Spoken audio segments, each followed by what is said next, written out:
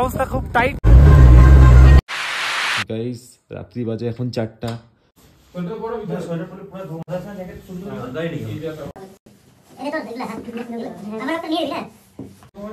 Guys এখন 4টা বাজে, 5টা বেজে গেল। গাইস 5টা বাজে, 4টা থেকে আমরা উঠে পড়েছি আর এখন আমরা যাব কি ভ্যালি, ইয়াংথাং ভ্যালি 0 পয়েন্ট কাটাও। আর আমাদের সবাই এখন আমরা রেডি দেখতে পাচ্ছ। আর এখন আমাদের ড্রাইভার আসলে আমরা সোজা চলে যাব বরফে। দেখাই আমাদের পাবলিক, হাই করে দাও। ঠান্ডা কেমন? অনেক ঠান্ডা। কেমন ঠান্ডা? কেমন? খুব সকাল সকাল আমরা বেরিয়ে পড়েছি 0 পয়েন্টের জন্য, কারণ আমাদের ড্রাইভার বলেছে ওখানে তাড়াতাড়ি না গেলে পরে ভিড় হয়ে যাবে, তারপরে বরফও গলে যেতে পারে সম্ভবত। তো সেই জন্য আমরা বেরিয়ে পড়েছি প্রায় 5টা বাজে। আর এই টাইমে যাওয়ার সময় আমাদের গাড়ি আটকে গিয়েছিল। সারা রাত প্রচণ্ড ঠান্ডায় আমাদের গাড়ির ইঞ্জিন বসে গিয়েছিল, সেই জন্য আমরা গাড়ি ওখানে স্টার্ট হচ্ছিল। আমি একটু বাইরে বেরিয়ে দেখলাম যে ঘাসের মধ্যে পুরো বরফে আচ্ছাদন হয়ে পড়ে আছে। গাইস সেই লেভেলের বরফ তো পড়েনি, কিন্তু রাস্তার মধ্যে ঘাস বরফে ভরা। যাই হোক, অনেকক্ষণ পরে তারপরে গাড়ির ইঞ্জিন স্টার্ট করা হলো। স্টার্ট করার পরে আমরা সোজা বেরিয়ে পড়লাম।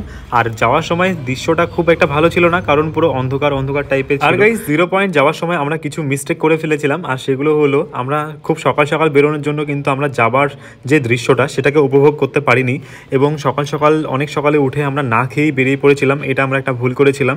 অ্যাকচুয়ালি আমরা ভেবেছিলাম যে রাস্তায় যাওয়ার পথে কোথাও কোনো দোকান পেলে পরে খেয়ে নেবো কিছু দাঁড়িয়ে, কিন্তু এত সকাল সকাল আর আশেপাশে দেখতে পাচ্ছ কোনো দোকানপাট, কোনো ঘরবাড়ি কিচ্ছু নেই। তো সেই জন্য সেটা কোনো প্রশ্নই আসে না। আমাদের হোটেলে কিন্তু সকাল 6টার থেকেই কিন্তু ব্রেকফাস্ট দেওয়া শুরু হয়ে যায়, তবুও সেটা আমরা করিনি, যেহেতু তাড়াতাড়ি যেতে হবে। আমাদের মনে হয়েছিল পরে করলেই হয়তো ভালো হতো। যাই হোক, এখন আমরা চলে যাচ্ছি ইয়ামথাং ভ্যালি হয়ে যাব। আর মাঝখানে একটা স্পট পড়বে বরফের, সেখানে আমাদেরকে দাঁড় করানো হবে। গাইজ আমরা চলে আসছি ইয়ামথাং ভ্যালি, আর এখানটায় দেখতে পাচ্ছ বরফ আর বরফ, চারদিকে শুধু বরফ আর বরফ। Like this is very soft and not to be cold. Guys দেখতে পাচ্ছ আমরা ইয়াংথাং ভ্যালিতে সামনে চলে আসছি, আর এখানটা দেখো বরফ, দারুণ। হয়তো তোমরা অনেকেই ভাববে যে আদিক্ষেতা করছি, কিন্তু এটা সত্যি বলছি, আমি আদিক্ষেতাই করছিলাম, কারণ প্রথমবার এত বরফ দেখেছি আর পাহাড়ে গিয়েছিলাম এইরকম ভাবে। তো সেই জন্য একটু এক্সাইটমেন্ট অনেক বেশি ছিল আমাদের সবারই। তোমাদের যাদের শ্বাসকষ্টের সমস্যা আছে তাদের কিন্তু এখান থেকেই মোটামুটি একটু শুরু হয়ে যাবে, মানে নিঃশ্বাস নেওয়ার সমস্যা হয়ে যাবে, কারণ এখানে কোনো গাছগাছালি কিচ্ছু নেই। তো এখানে অক্সিজেন লেভেলটা অনেকটাই কমে গেছে, আমাদের একটু অসুবিধা হচ্ছিল। আর আমার এক্সপ্রেশন দেখে হয়তো তোমরা বুঝতেই পারছো। দৃশ্যটা কিন্তু খুবই সুন্দর, রাস্তাতে জলগুলো যা ছিল সব জমে বরফ হয়ে গেছে। আর আমরা চলে আসছি এখন 0 পয়েন্ট। আর 0 পয়েন্টে এসে আমার একটু অবস্থা প্রথম খারাপ ছিল, কারণ আমি অস্বস্তিতে ছিলাম, কারণ আমি নিঃশ্বাস নিতে পারতেছিলাম না, অক্সিজেনের কমই ছিল আমার। 0 পয়েন্ট में है, बहुत ठंडा है, पूरा हाथ काम रहा है।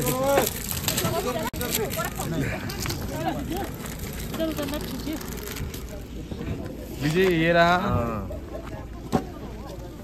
इधर से अंधेरा आ रहा है, हमको भी देखा जाओ, सबको दिखाएंगे। Guys welcome to my blog. আমরা চলে আসছি এখন 0 পয়েন্ট।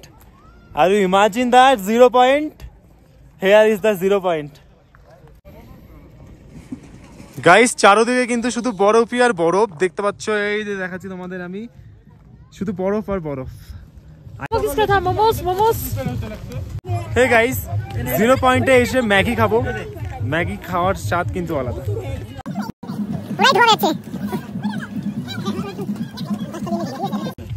গাইস ম্যাগিটা জাস্ট অমৃত মতন লাগছে। भैया ये वाला उठा दीजिए ना, पॉपकॉर्न वाला। गाइस 0 পয়েন্টে চলে আসছি, হুর হুর করে ঠান্ডা হাওয়া বইছে। চলো দেখাচ্ছি, হাত জমে বরফ হয়ে গেছে, but I adjust because I don't have any choices.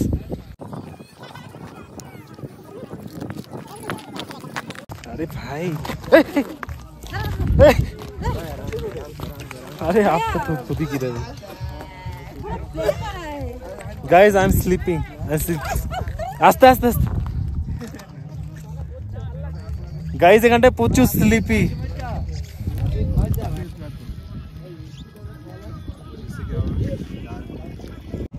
Guys হালত খারাপ হয়ে গেছে এখানটায়, নিঃশ্বাস নিতে অসুবিধা হচ্ছে। সবাইকে বলো কি ক্যানিস্টার যত নিয়ে আসে। অক্সিজেন মাস্ক আমি এখানটা ইউজ করছি। তোমরা যারা এখানটায় আসবে তারা অবশ্যই গ্যাস স্ক্যানটা, অক্সিজেন স্ক্যানটা কিন্তু ক্যারি করবে, আদারওয়াইজ সমস্যা হবে কিন্তু। দেখতে পাচ্ছ oxygen in this areas 0 point. চলো দেখা হচ্ছে, তোমাদের একটু চারদিকটা ঘুরে দেখাই। Let's see with me. But যে লেভেলে বরফ আমরা এক্সপেক্ট করেছিলাম সেই লেভেলে বরফ এখনো পড়েনি, তবে সেটা হয়তো পড়বে খুব তাড়াতাড়ি। তবে পড়েছে যে আমরা যে বরফটা দেখতে পেয়েছি সেটা বিশাল হিউজ, ভালো ব্যাপার আমাদের জন্য। আমরা ঠান্ডার মধ্যে চানা খাচ্ছি, তাহলে মজা একদম মজা। এটা এখানটায় 0 পয়েন্টে গিয়ে আমি কি করছিলাম আমার নিজেরই ঠিক ঠিকানা ছিল না, মনে হচ্ছিল শুয়ে পড়ি একটু। সারাক্ষণ গাড়ির মধ্যে বসে মানে কোমর ব্যথা হয়ে গেছে, সেই জন্য শুয়ে পড়েছি। আমাদের অবস্থা খুব টাইট। আমার হাতে কোনো শব্দ নেই, আমার কথা এলো হয়ে যাচ্ছে, আমি কিছু বলতে পারছি না। আর এখানে মহা খাই।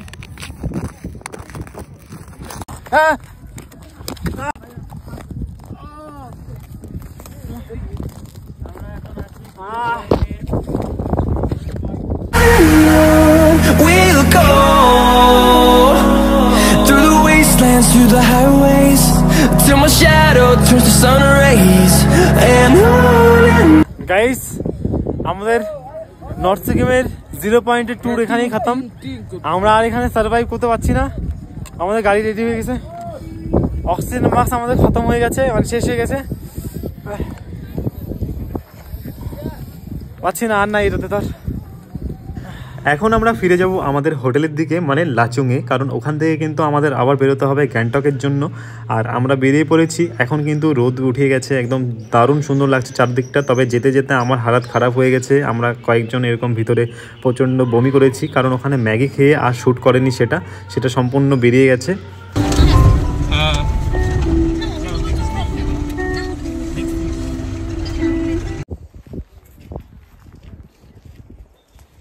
গাইজ, এখন আমরা আছি ইয়ান্টাম ভ্যালি।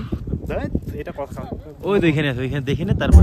সো যাবার পথে ইয়ামটাম ভ্যালির সামনে আমরা বরফ দেখতে পেয়েছি, আর আমাদের তখন একটু সুস্থতা বোধ হচ্ছিল, সেই জন্য আমরা এখানটায় একটু বরফের সাথে খেলে নিলাম সবাই মিলে। আমরা সবাই একটু এখানটায় এনজয় করেছি। তবে তোমরা যারা এখন যাচ্ছ তারা কিন্তু খুব এনজয় করতে পারবে, কারণ এখন কিন্তু চারদিক শুধু বরফ আর বরফে ভর্তি।